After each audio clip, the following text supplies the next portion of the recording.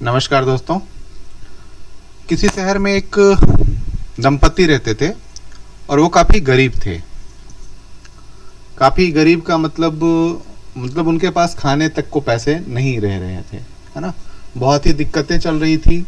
और उसी शहर में उस व्यक्ति का एक दोस्त भी रहता था जो काफ़ी अमीर था।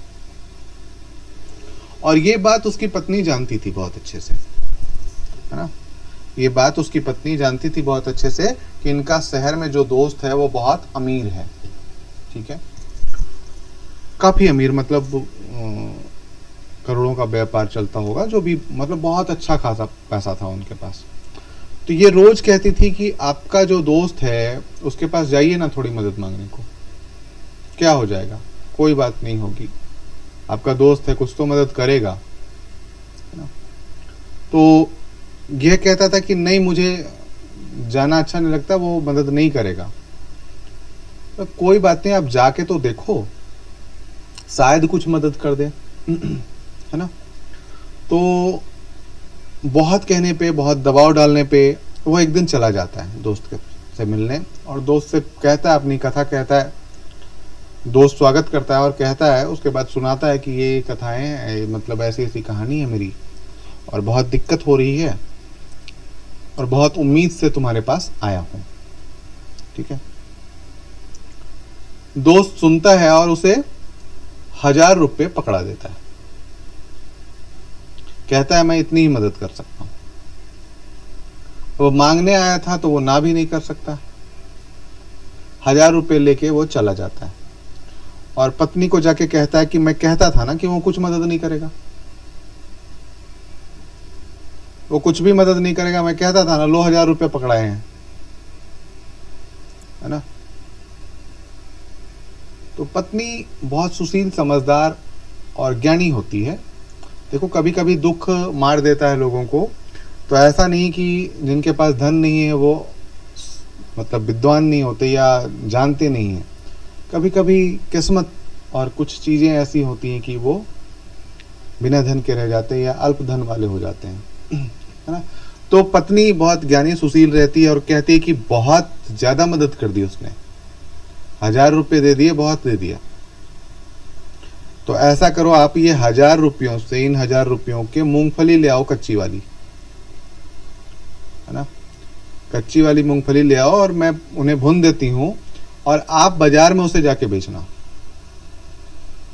अब मरता क्या ना करता, है ना। जब खाने को लाले पड़े हो ना तो कुछ भी कर लेते हैं हम, इवन चोरी तक कर लेते हैं, आपको पता है।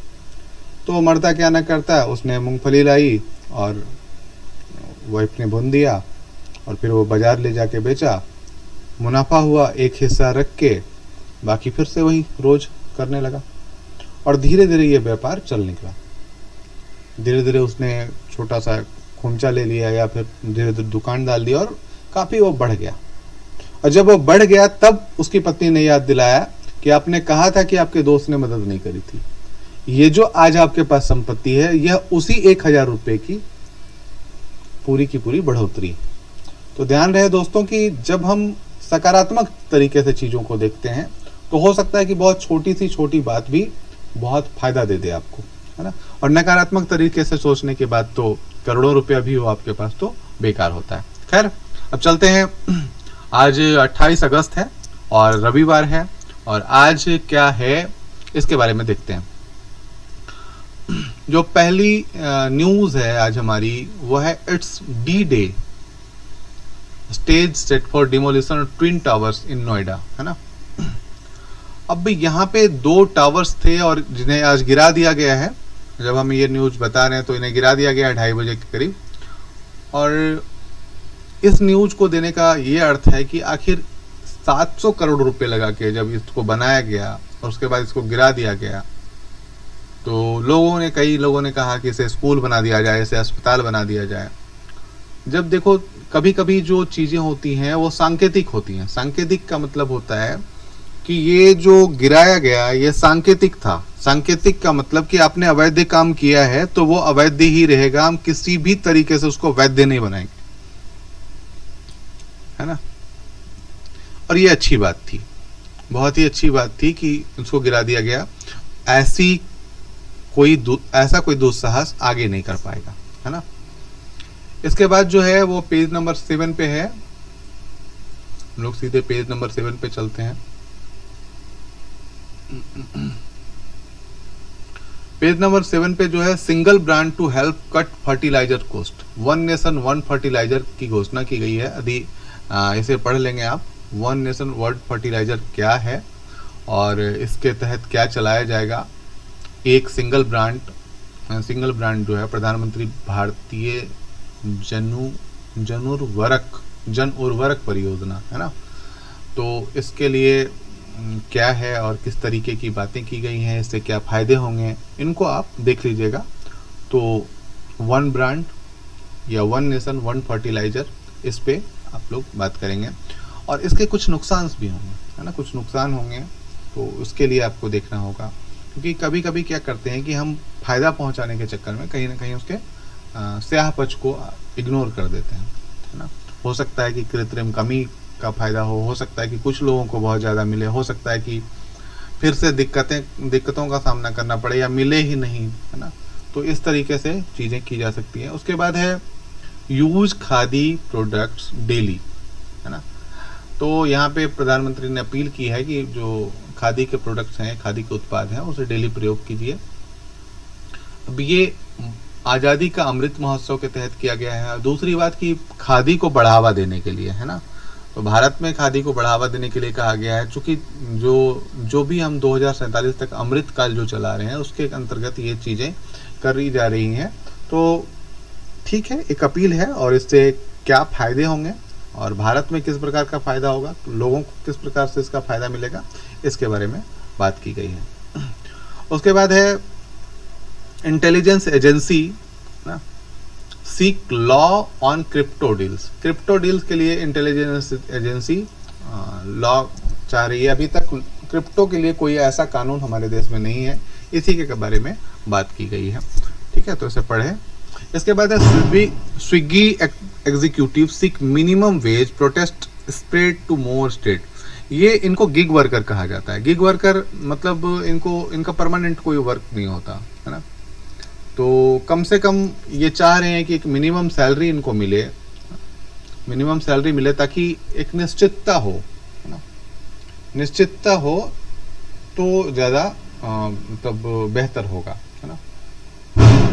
तो इसलिए इस पे बात की गई है और इस तरीके से यदि ये किया जाता है तो ये बेहतर उपाय है। लेकिन बहुत सारी कंपनियां फिर इस प्रकार से काम नहीं कर पाएंगी। जैसे यदि मान लीजिए कि स्विगी के पास भी हमारा एजेंसी है, जोमेटो में भी हम डिलीवरी बॉय हैं। इस तरीके से बहुत लोग ऐसा करते हैं तो पता चलेगा कि एक ने डिलीवरी बॉय रखा है तो उसको परमानेंट नौकरी देने का यहाँ पे सवाल नहीं है, क्योंकि यहाँ पे कमीशन बेस्ड काम किया जाता है। तो परमानेंट नौकरी की बात अधिक की जाएगी। हाँ, मिनिमम वेजेस होना चाहिए। एक मिनिमम वेजेस यदि ये होता है कि किसी व्यक्ति को इतने से ज़्यादा अर्निंग नहीं हो तो उतनी अर्निंग की गारंटी दी जानी चाहिए, ऐसा किया जा सकता है। पर मिनिमम वेजेस की गारंटी नहीं दी जा सकती। इससे क्या होता है, हमने देखा है कि जब कुछ लोग परमानेंट वेजेज पे चले जाते हैं तो उसका नुकसान होता है। नुकसान क्या है कि वो काम करने में उतनी उत्सुकता नहीं दिखाते या उतना तेजपन नहीं दिखाते, है ना। तो इसके कारण से भी ये मामला है। हाँ, ये करा जा सकता है कि एक मिनिमम वेजेज फिक्स कर दिया जाए कि इससे कम यदि आपको मिलता है तो उतनी की भरपाई मतलब कंपनी करेगी। ये चीजें कर सकते हैं। Improving access to antibiotics through innovation, है ना। जो एंटीबायोटिक्स है, आपको पता होगा कि बहुत पहले ही इसमें R&D हुआ है, उसके बाद कुछ हुआ नहीं है। तो उसी को उस पर इनोवेशन मतलब इम्प्रूविंग करा जा रहा है, उसी के बारे में बात की गई है। आप इसे पढ़िए थोड़ा, है ना। और इसके बाद है द गुरु ऑफ न्यू यूरेसियनिज्म, है ना। यूरेसियनिज्म के लिए गुरु माने जाते हैं, उनके बारे में बात की गई है और ये चर्चा में भी रहे हैं। The Russian political philosopher believe an expansionary civilised state. आप इसको पढ़िए और किस प्रकार के सिविलाइजेशन की बात करते हैं। अलेक्जेंडर ड्यूगिन, है ना, उसके बारे में ये बात की है। ठीक है, तो इसे आप देखिए। उसके बाद है ECB needs big rate increase in सितंबर, है ना। ECB जो यूरोपियन सेंट्रल बैंक है वो रेट इंक्रीज करने की बात कर रहा है सितंबर में। यदि रेट इंक्रीज करता है तो फिर से लोन महंगे होंगे और फिर से इन्फ्लेशन का रेट जो है वो मतलब कम हो सकता है, स्टैग्फ्लेशन में जा सकता है, मंदी में जा सकती है पूरे विश्व की अर्थव्यवस्था। जाहिर सी बात है कि अभी पूरा विश्व एक तरीके से मंदी के चपेट में जाने को तैयार हो रहा है ना।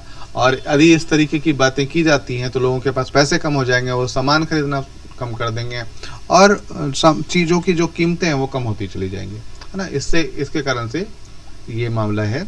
उसके बाद है 32 films apply for DLI forms, 32 forms apply for DLI PLI। DLI क्या होता है, PLI क्या होता है, ये पहले जानिए। डिजाइन लेड इंसेंटिव स्कीम, है ना। डिजाइन लेड इंसेंटिव स्कीम्स क्या होता है और प्रोडक्शन लिंक्ड इंसेंटिव स्कीम्स क्या होता है, इन दोनों के बारे में जानिए। और किन किन क्षेत्रों में दिया जा सकता है, कितने कंपनियों को, मतलब किन किन क्षेत्रों में, कितने क्षेत्रों में दिया जा सकता है, ये देखिए। PLI स्कीम क्या है, DLI स्कीम क्या है, इनके बारे में जानिए और इनके छोटे छोटे नोट्स बना लीजिए, है ना। ज़्यादा बड़े बड़े नहीं, छोटे छोटे नोट्स बना लीजिए और इन पर डेली काम करिए। मैं आपको बार बार कहता हूं कि इन पर डेली काम करिए।